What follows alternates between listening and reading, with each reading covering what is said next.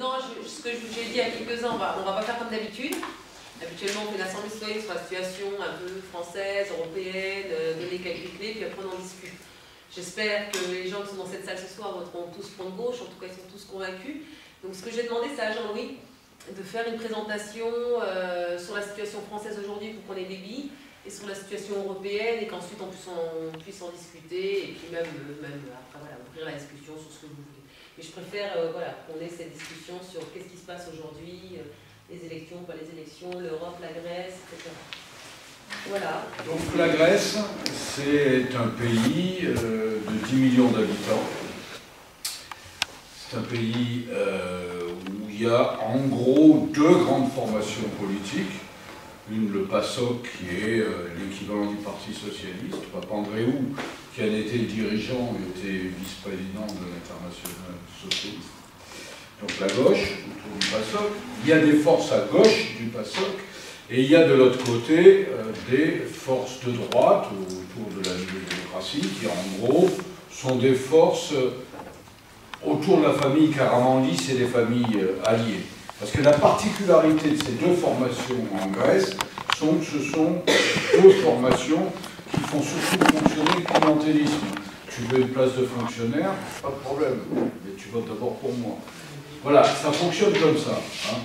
Et évidemment, il y a beaucoup de fonctionnaires en Grèce. C'est-à-dire qu'en rapport à la situation que vous connaissez à peu près ici, il y a plus d'un salarié sur deux qui est membre de la fonction publique au sens large. Donc ça, évidemment, ça a des avantages, ça a des inconvénients. L'inconvénient, c'est que ça coûte très cher. Que ce système de clientélisme a fait que ce pays est en faillite chronique depuis un certain nombre d'années. Une des choses qui lui a coûté le plus cher, c'est les Jeux Olympiques. Quand les Jeux Olympiques ont été organisés au Pirée, principalement, c'est-à-dire juste à côté, le port d'Athènes, ça a coûté des investissements absolument fantastiques. Ils étaient conseillés à l'époque par la banque américaine Goldman Sachs, qui est une des principales banques américaines, et qui s'est arrangé pour tout masquer, tricher sur les chiffres, monter des bilans complètement fallacieux, etc. Tout le monde s'en doutait plus ou moins, parmi ceux qui suivaient ces affaires-là. Enfin, le fait est, c'est que voilà, ça a servi à endetter le pays au-delà du raisonnable. Aujourd'hui, pour vous dire, ça se discute, mais enfin, la Grèce, c'est quelque chose comme 180 ou 190% d'endettement par rapport à ce qu'elle produit. Pas énormément de choses, il y a une grosse industrie du tourisme, évidemment, mais voilà, c'est quasiment insupportable. Il y a un seul pays au monde qui est dans cette situation, c'est le Japon. Mais le Japon, c'est très différent parce que c'est les Japonais eux-mêmes qui ont prêté à leur État. Donc ça ne pose pas exactement les mêmes problèmes. Tandis que là, les prêts faits à l'État grec, eh ben, c'est les banques, c'est les fonds de pension, etc., etc. Voilà en gros la situation. J'allais oublier un acteur majeur de la situation en Grèce, c'est l'Église orthodoxe. Alors eux, ils sont immensément riches, ils ne paient pas d'impôts, ils possèdent beaucoup de propriétés de la terre directement, mais aussi de superbes maisons, elles ne sont pas immenses mais très très jolies, des œuvres d'art à n'en plus finir, etc. etc. Les enfants commencent parfois à avoir un peu faim en Grèce aujourd'hui. Je peux vous dire que quand vous voyez les popes, c'est-à-dire le clergé orthodoxe, ils n'inspirent pas pitié. Voilà, je peux le dire sous cette forme-là. Donc ça, c'est les éléments qu'il faut mettre sur le décor. Alors après, qu'est-ce qui se passe? On a un pays qui est endetté, c'est un petit pays. Alors, évidemment, il y a l'histoire ancienne, hein, la Grèce,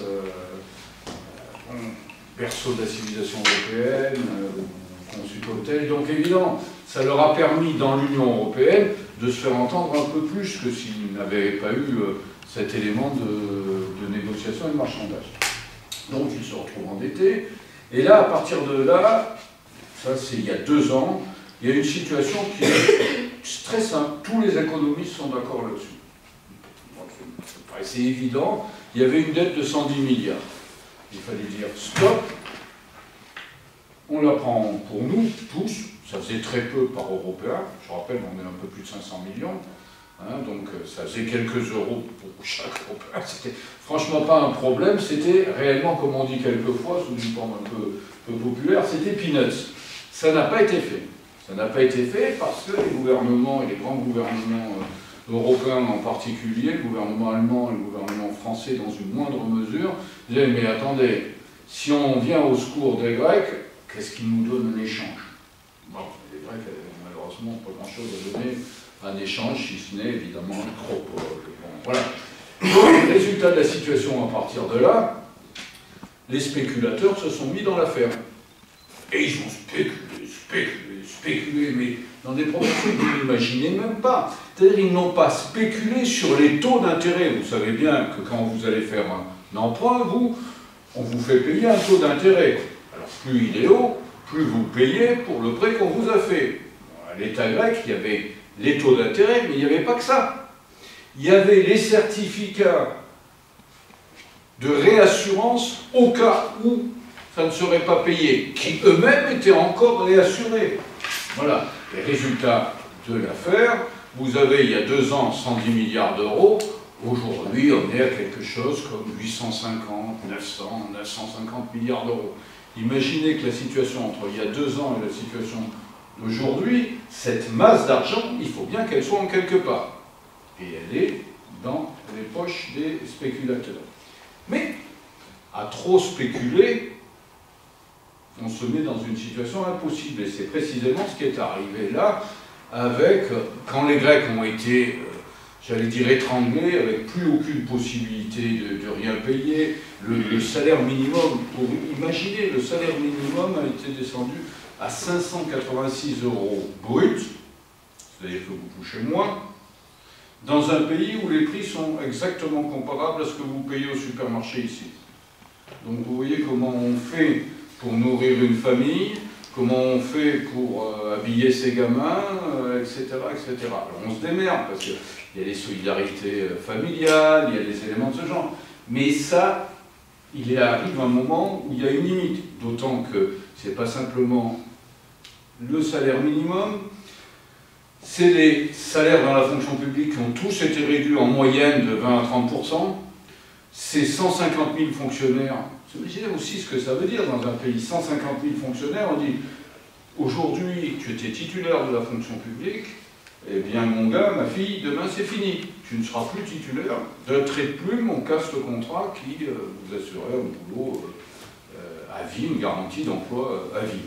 Bon, il y a tout ça qui fait que c'est très très dur, mais pour vous donner une idée, les pilotes d'avion, c'est pas les couches les plus malheureuses en général. Hein. En France, pour vous donner un élément de comparaison, un pilote d'avion de chez Air France, il gagne à peu près 10 000 € par mois. Hein. Donc en Grèce, c'était pas non plus les plus malheureux. Mais ceux-là même commencent à connaître des problèmes très compliqués. C'est vraiment à tous les étages de la société grecque qu'on commence à avoir des problèmes. Et donc, une fois que la spéculation a fait son œuvre, qu'elle a tout épongé, qu'ils se sont gavés, comme dit souvent Najat, au-delà du raisonnable, il a bien fallu trouver des solutions. Alors ces solutions, il y aurait de quoi en sourire si ce n'était pas le sort, malheureusement, de 10 millions de personnes qui ont été demandées. Première solution, c'est les fonds privés. Alors les fonds privés, ils se sont regroupés, ils ont monté un syndicat, ça ils savent faire. C'est 450 ou banques ou fonds privés d'investissement. Vous savez, les gens qui déplacent 300-400 milliards d'un coup de clic d'ordinateur et qui font de l'argent, puisque leur seul but c'est de faire de l'argent.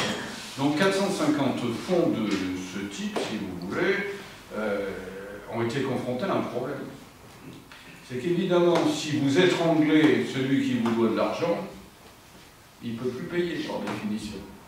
Et donc, ils ont été amenés à revoir leurs dettes. C'est-à-dire qu'on leur a dit, quand je dis on, c'est pas nous évidemment, on leur a dit, Christine Lagarde au nom du Fonds monétaire international, Barroso au nom de la Commission européenne, d'autres, Sarkozy, Merkel, etc., et dit ah non, mais écoutez maintenant, il faut être raisonnable, cette dette, vous avez le choix, ou elle ne sera jamais payée, ou alors on l'affecte d'une décote.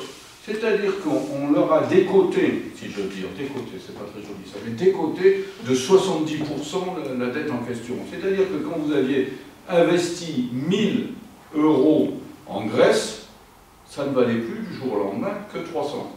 Vous imaginez qu'ils n'étaient pas très très contents. Au départ, ils avaient dit non, non, mais nous on part pour 20%, et puis 20%, 30%, 30%. Et là, hier soir, il y a eu encore une réunion vers 18 h avant que les autres rentrent dans une nuit de travail, le Conseil des ministres des Finances européens, et ce qui leur est imposé, c'est 70%.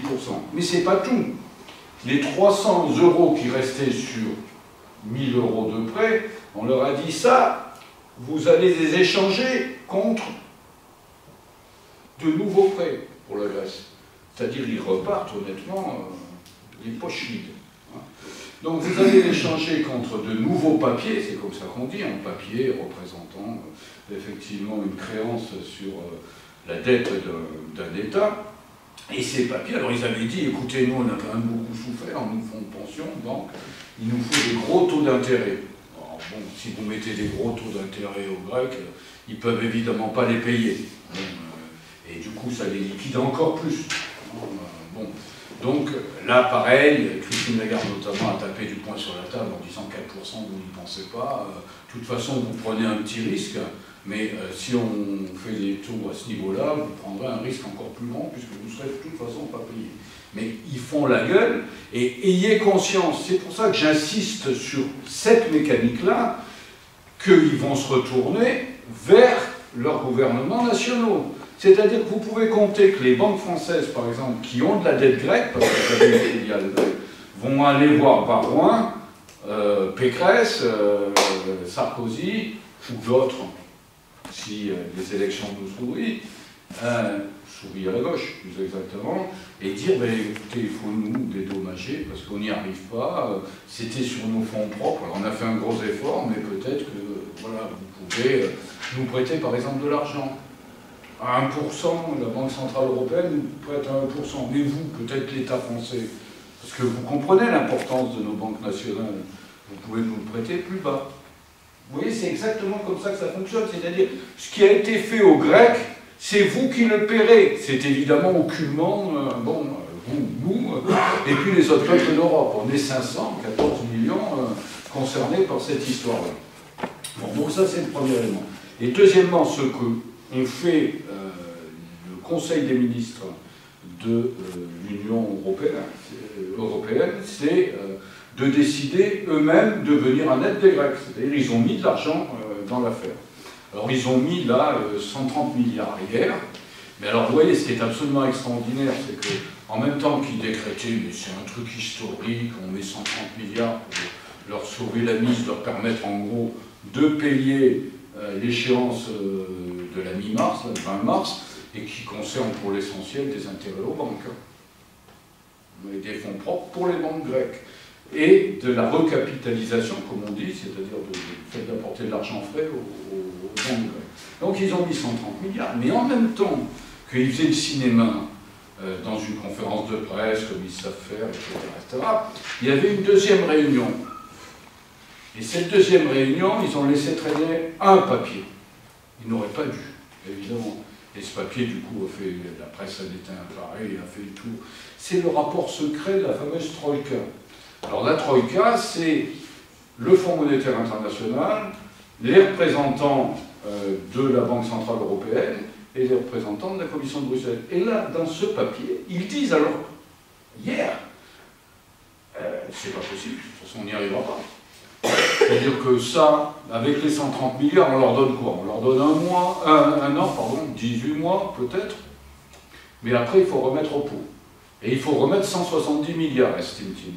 Donc vous voyez, 130 plus 170, on est à 300 milliards déjà, rien que sur cette base-là.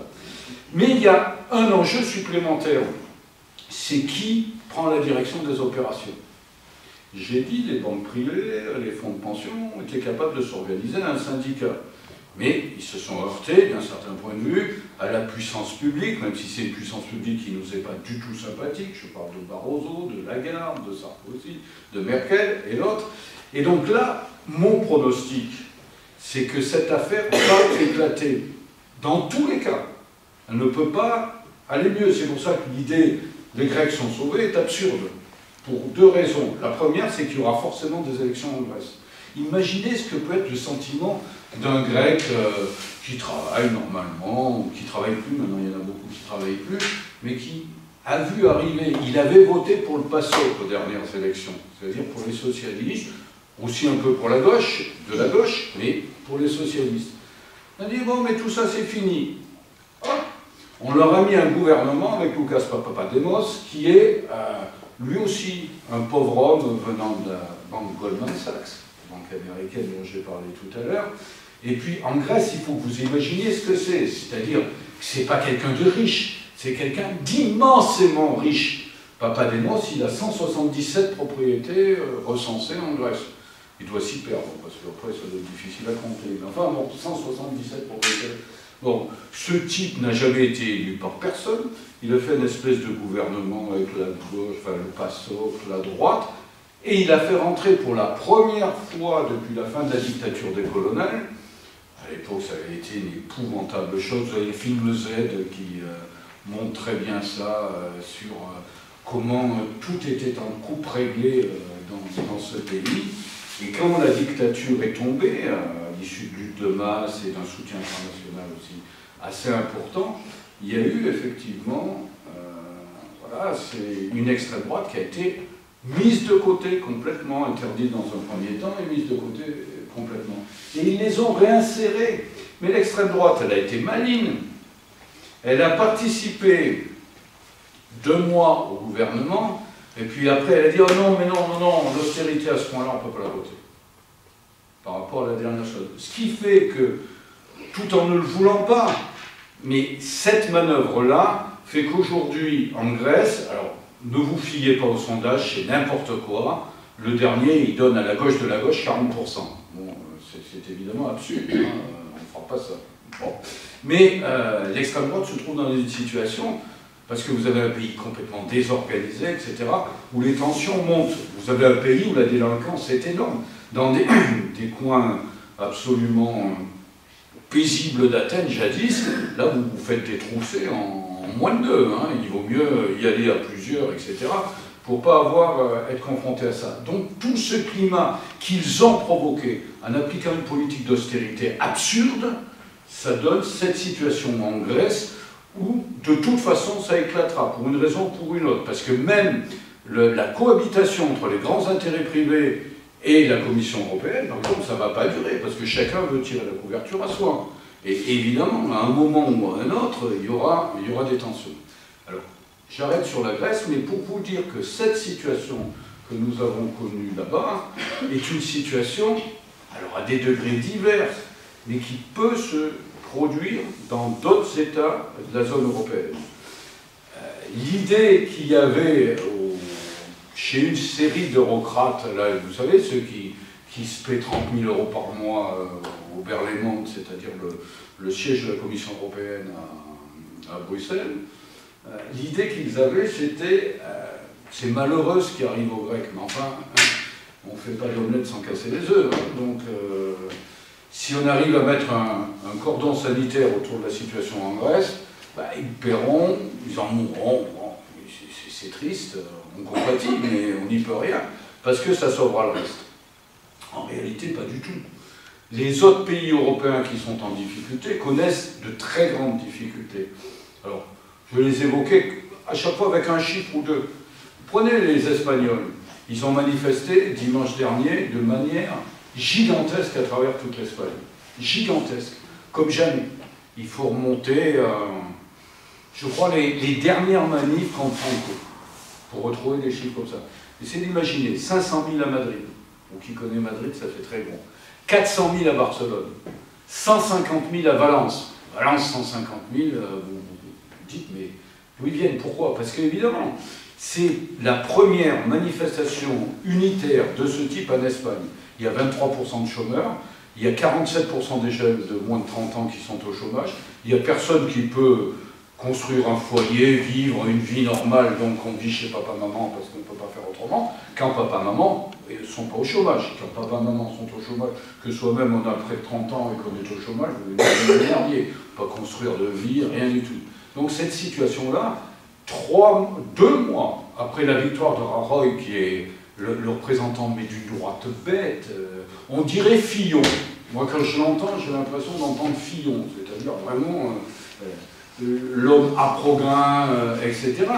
Bon, donc les Espagnols se sont révoltés. Énorme manifestation, mais avec un vrai problème. Comment on va au-delà quand vous avez réuni, je ne sais pas, peut-être 4 millions de manifestants, quelle est la prochaine étape?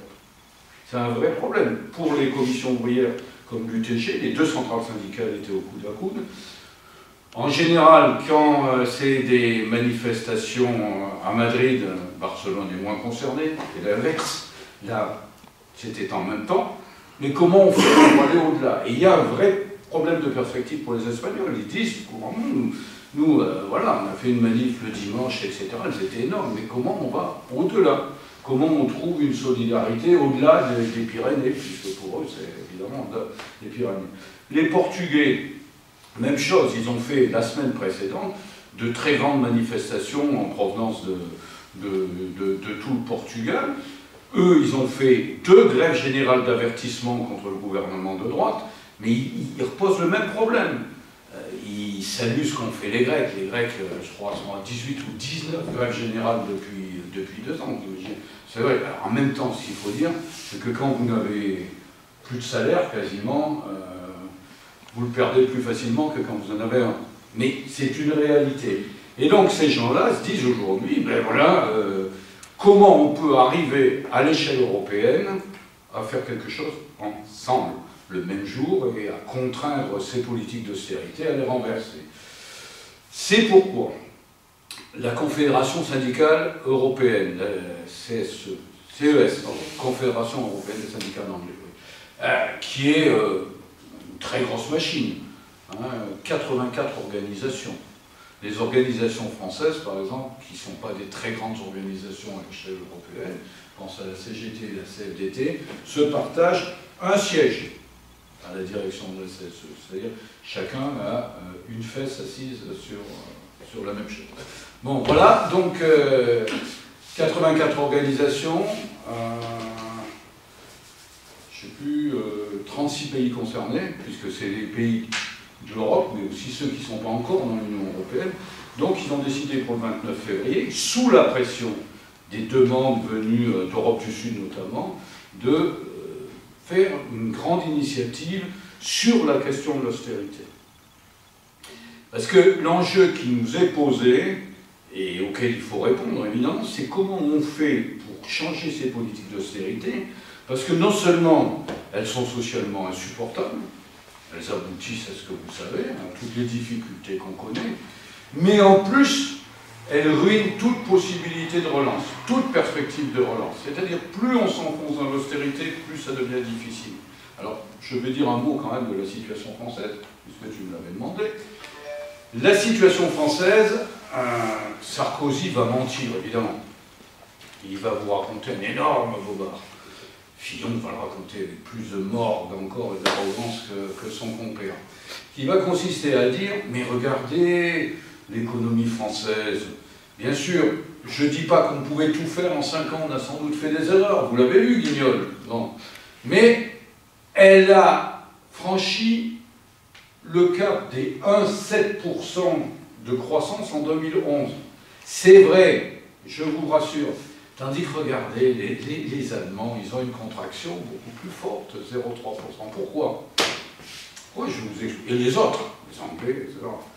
La situation est très simple. On avait déjà connu la même chose à la crise de 2008-2009.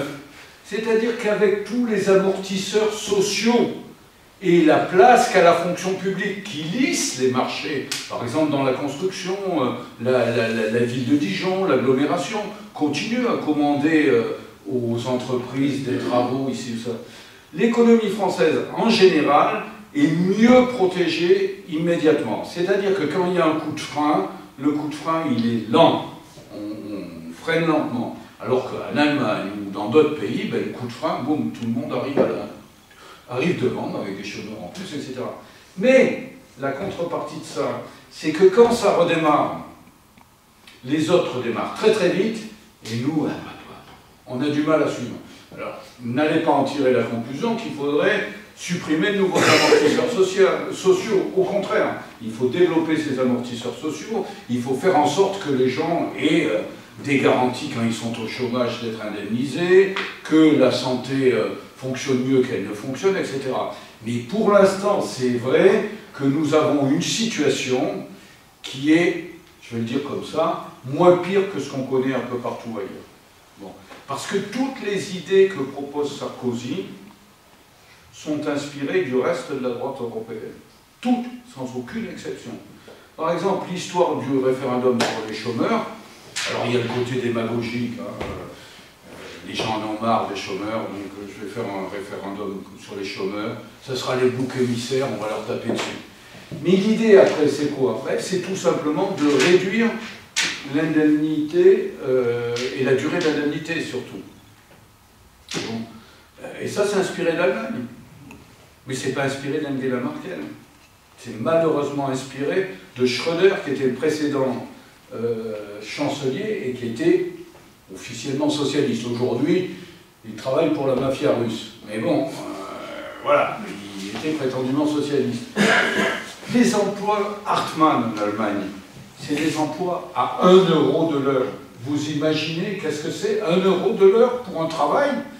Et vous ne pourriez plus le refuser. Ah, tu voulais travailler dans la chimie? Oh, ça fait rien, tu travailleras ailleurs et tu prendras un travail d'1 euro de l'heure. C'est ça le référendum Sarkozy. Le référendum, alors s'y ajoute autre chose, je vais en dire un mot en 1 minute, c'est Fillon. Parce que Fillon est toujours à l'affût. Vous savez, ce personnage est absolument, dans la classe politique française, je crois que c'est un des personnages les plus marqués à droite. Je vais vous en donner 2 exemples. Fillon, jadis, il s'est occupé de ses pauvres. Parce qu'il a des pauvres. Si, vous n'allez pas croire le contraire. Il a pris l'impôt sur la fortune et il en a sorti 300 000 pauvres ménages qui avaient des revenus entre 760 000 € et 1 million d'euros par an. Donc les pauvres de Fillon ont été soignés. Il n'y a aucun doute là-dessus. Bon, le reste de la population, c'est autre chose. Mais vous voyez, premier élément. Deuxième élément sur le référendum de Sarkozy, Fillon, il dit il y a 30 millions qui vont à la formation professionnelle continue.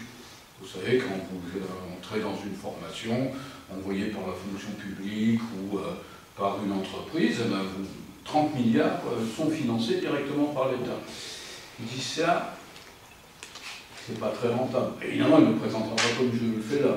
Ça, c'est pas très rentable. Il faut qu'on le donne aux industries privées qui, là, il y a un marché à mettre en œuvre qui va nous rapporter pas mal. C'est-à-dire, comment, avec ces 30 milliards, on fait faire du blé, si j'ose dire, aux industries privées. Voilà, ça c'est le premier référendum. L'autre, c'est pas compliqué. L'autre, c'est désigner les immigrés comme boucs émissaires. Voilà, ils votent pas. Alors, malheureusement, il y a ce dérapage de Hollande. Ils sont pas nationaux. Je sais pas, donc les élections locales, oui, le reste non, etc. Je regrette, quand vous votez pour les conseillers municipaux, vous votez pour élire, au second degré malheureusement, mais c'est comme ça, des sénateurs. Les sénateurs, ils votent la loi, etc.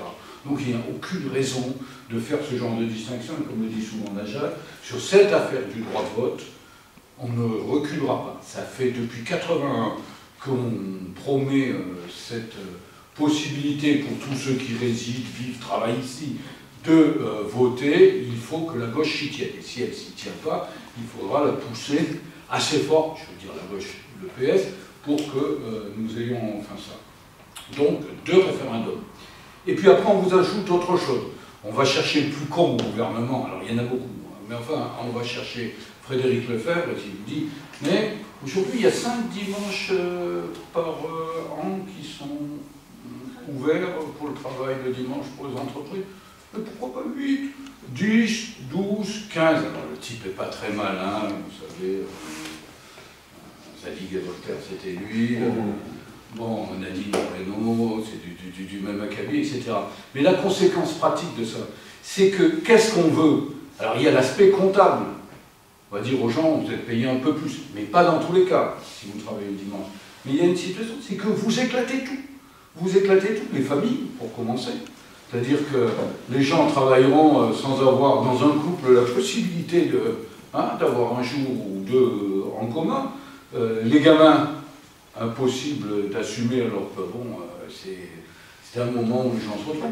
L'organisation même des villes, vous imaginez? Ça veut dire que si vous avez tout ouvert, eh ben, les services municipaux, ils devront travailler aussi le dimanche pour assurer que la ville est à peu près propre. Bon. Voilà, donc tout ça est une pure folie. Une pure folie. Et puis c'est pas tout. Après on nous dit, bon ben, on va faire un peu de proportionnel. Bon, nous on y reviendra, on est pour la proportionnelle intégrale à toutes les élections. Voilà, c'est le seul moyen de représentation fidèle de ce qu'est l'opinion. Voilà, donc on va avoir pendant cette campagne, sans arrêt, des propositions qui... C'est des trucs de bonimenteurs, ils racontent absolument n'importe quoi, y compris ceux dont ils sont absolument sûrs de ne pas faire. Mais pourquoi font-ils ça?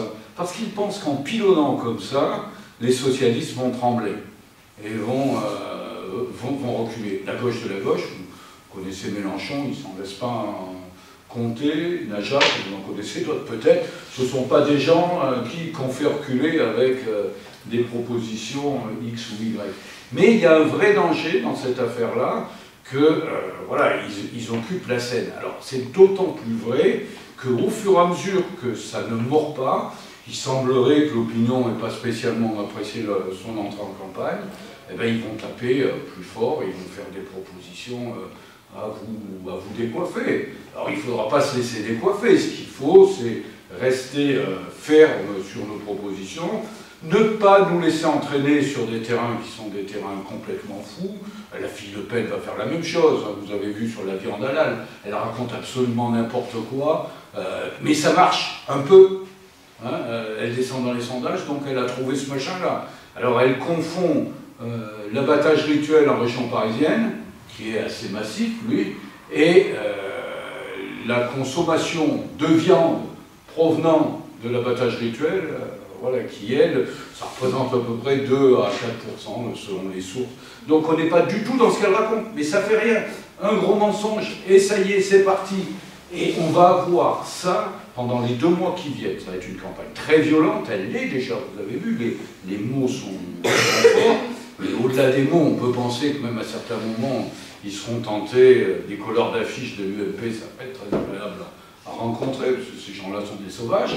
Bon, mais voilà, on a une situation qui est un peu tendue, mais où nous avons une chance, et je terminerai là-dessus. Cette chance, c'est que la vraie gauche, à gauche du Parti Socialiste, s'est regroupée dans cette élection, et dans les précédentes. Là, ça fait 3-4 ans que ça dure, mais là, ça a donné une possibilité d'avoir un dirigeant qui est sympa quand même. Hein, quand vous avez un meeting de Mélenchon, c'est pas ce que je fais là, il en fait pendant 1h20. Donc c'est beaucoup plus long. Et il explique, comme nous le faisons tous, c'est-à-dire qu'on ne prend pas les gens auxquels on s'adresse pour des imbéciles. Nous sommes bien les seuls à faire ça. C'est-à-dire qu'il explique et il dit, bon ben voilà, sur tel truc on peut faire ça, on peut le financer comme ça, etc. Ça. Le sérieux, ce que fait Najat sur son blog, le sérieux, on explique, on prend un problème, on leur fait le tour, et du coup on ne raconte pas n'importe quoi. On ne pourra pas tout faire d'un coup, etc. Tout ça, on est prêt à discuter de tout. Et après ça, ben évidemment, il redonne du coup un espoir. Un espoir à des gens qui n'en avaient plus beaucoup. Vous savez, ça n'arrivera pas dans cette assemblée citoyenne ce soir, mais moi j'étais au Bourroche, Malika y était il y a 15 jours, elle était plus petite qu'ici. Mais il y a quelque chose qui m'a beaucoup frappé. Il y a un vieux monsieur qui avait des sanglots dans la voix en disant, voilà, vous m'avez redonné un espoir. Et après, moi j'ai discuté un peu avec lui à la fin, et il dit, je ne voudrais pas mourir sans voir ça, sans voir le changement. Que ça existe, ça veut dire qu'il se passe quelque chose. Moi, je l'ai rarement vu, en tous les cas en France, depuis 30, un peu plus de 30 ans. Bon, même pas loin de 40 ans. Je ne l'ai jamais vu. Et ça veut dire qu'on s'inscrit probablement dans une histoire longue qui a eu ses points de repère. Le Front populaire, qui a eu la Commune de Paris, par exemple, c'est extraordinaire, un truc qui a disparu des manuels scolaires, plus personne ne sait, pendant 2 mois, un peu plus de 2 mois, les Parisiens se sont dressés contre le pouvoir existant avec des trucs tout à fait extraordinaires. Hein. Tout le monde votait, sans distinction de nationalité, d'origine, etc. Les femmes votaient. Vous imaginez, en 1871, les femmes votaient. Et au final, évidemment, ils ont été noyés dans le sang, la semaine sanglante, ce qu'on appelle la semaine sanglante. Donc nous, le 18 mars, qui est le début de la Commune de Paris, elle a commencé le 18 mars, on fera une immense manifestation à Paris, et où là, Mélenchon annoncera comment on pense, nous, le problème de la 6ème République, comment il faut faire, etc. Donc vous voyez, ça s'inscrit dans cette histoire. Il y a tout un fil rouge qui est retracé, où les gens se retrouvent. Nombre de militants communistes, par exemple, qui soient membres du PCF ou pas, retrouvent une dignité dans cette affaire. Donc, vous avez vu Hollande, ici, il dit « je vous aime, mes chers camarades, vous allez voter pour moi ». Et puis, il va faire une interview au Guardian, et il dit là au Guardian, enfin, il y en a quasiment plus. Il n'a pas dit c'est des dinosaures, ils sont bons pour le musée, mais c'est ça qu'il a pensé très fort. Bon, alors après il s'est excusé, on considère que l'incident est clos, mais pourquoi je dis ça? Parce que vous voyez bien que malgré notre volonté unitaire, ça peut être parfois difficile. Et pour qu'elle se concrétise, on a besoin qu'on le porte tous ensemble. Tous ensemble, c'est pas quelques dirigeants du front de gauche, quelques najates, heureusement, on a des porte-voix, des porte-paroles de cette qualité, mais on a aussi besoin que toute la population qui se reconnaît dans une volonté de changement s'organise. Pourquoi? Parce que c'est elle qui a raison au final. C'est pas ce que nous pouvons proposer. Nous, on a proposé un programme partagé qui consiste à proposer un certain nombre de choses. Mais un programme, c'est jamais qu'une proposition. C'est pas plus que ça. Ça peut être sympathique, ou très désagréable, mais ça peut être sympathique. Mais qu'est-ce qui change le programme? C'est le moment où les gens s'en emparent et où ils en font un moyen d'action. Eh bien, ça, c'est exactement ce que nous voulons faire avec cette histoire du programme partagé. C'est une vieille histoire dans les grandes luttes précédentes. On a eu exactement la même démarche.